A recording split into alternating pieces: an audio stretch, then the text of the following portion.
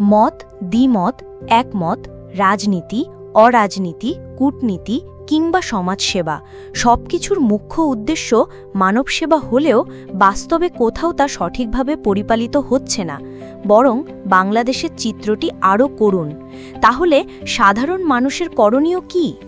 বিশ্বজুড়ে নানা রকম ব্যবস্থাপনা, মতবাদ, রাজনৈতিক দল কিংবা সামাজিক সংগঠন গড়ে ওঠে সমাজ ও মানুষের কল্যাণের জন্যই।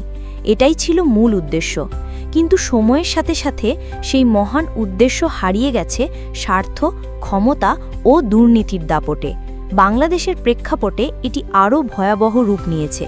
এখানে রাজনীতি হয়ে উঠেছে ব্যবসা, সমাজসেবা হয়ে উঠেছে স্বার্থসেবা, আর নীতিকূটনীতি হয়ে উঠেছে ধোঁকাবাজির হাতিয়ার।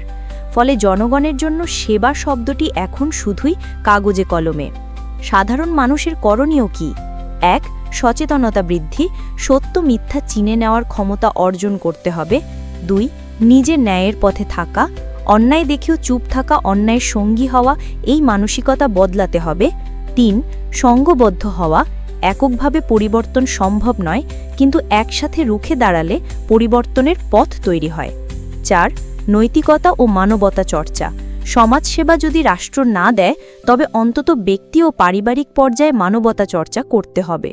সত্যের পথে সাধারণ মানুষই শেষ ভরসা। আমরা যদি নিজেদের দায়িত্ব বুঝে মানবতার পক্ষে দাঁড়াই, তাহলে এই অরাজকতার মধ্যেও একটি আলোর দিশা খুঁজে পাওয়া সম্ভব।